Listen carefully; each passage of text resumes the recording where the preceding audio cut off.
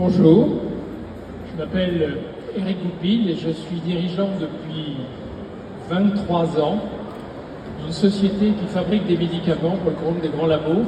On est spécialisé de la dose unitaire stérile, par exemple le sérum physiologique, ou, si vous ne le connaissez pas, vous serez tous amenés à le connaître un jour, les collyres qu'on se met dans les yeux. Donc j'ai d'abord une confession à vous faire. Quand on m'a parlé du thème de la fierté, spontanément j'ai repensé à des choses dont je n'étais pas fier. Il m'est arrivé dans ma vie de faire des choses en me disant finalement ça je ne suis pas fier de l'avoir fait. Alors en y réfléchissant, d'abord je me suis rendu compte que c'était il y a longtemps, que ça ne m'est pas arrivé récemment et je me suis demandé qu'est-ce qui fait que j'en étais pas fier. Et la réponse que j'ai trouvée, c'est que ces choses n'étaient pas conformes à mes valeurs. Et là, je vous parle de mes valeurs telles qu'elles sont, profondément ancrées en moi. Je ne vous parle pas des valeurs qu'on peut afficher sur un mur, mais je parle vraiment des valeurs intrinsèques à une personne. Donc, à contrario, quand je vais vous parler de la fierté et vous dire de quoi je suis fier, c'est une certaine façon de se mettre à nu puisqu'on touche à l'intime. Donc moi, je suis fier de 6 choses. Alors, comme j'ai pas forcément une bonne mémoire, j'ai pris les lettres du mot fierté et ça sera ces 6 choses qui vont m'inspirer. L'avantage pour vous, c'est aussi que vous pouvez essayer de deviner quelle sera la suivante. Donc F, comme France. Alors ça a l'air bête, en plus je me suis fait voler la vedette parce qu'un ministre l'a dit avant moi, mais moi je suis très fier des Français, je suis très fier de mon pays.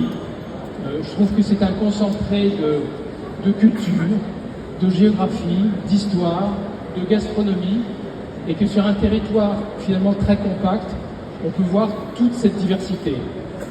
C'est aussi un pays qui m'a éduqué, qui me soigne quand j'ai besoin d'être soigné. Puis globalement, pour travailler avec beaucoup de nationalités, je m'aperçois que quand on travaille avec des Français, allez, globalement ils râlent, mais ils font le job. Donc, je suis fier d'être français. I, deuxième lettre de fierté, comme innovation. Alors là, c'est un sujet, je pourrais y parler très longtemps. On dit souvent que l'entreprise est obligée d'innover parce que le marché l'y pousse.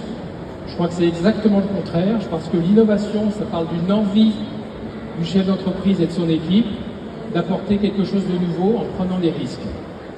Et c'est vraiment, nous, ce qu'on souhaite faire. Je pense que ça fait partie de notre ADN. Et la dernière innovation qu'on a lancée, c'est l'association d'une unidose, donc d'une petite dose en plastique avec une aiguille.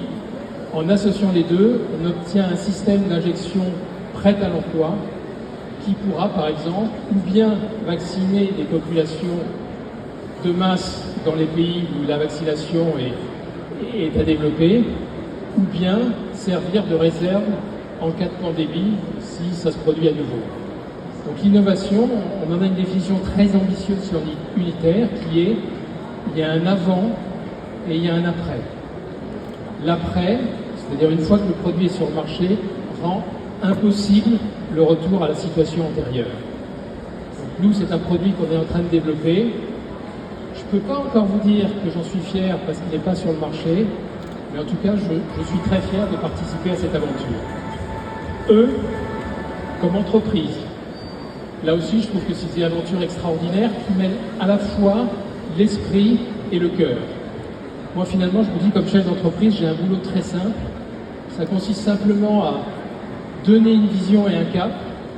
Ça, c'est le côté esprit. Et à faire en sorte tous les jours que les gens y adhèrent et travaillent à aller vers ce cap. Ça, c'est le côté cœur. On travaille avec une communauté humaine et c'est ça qu'il faut développer ensemble.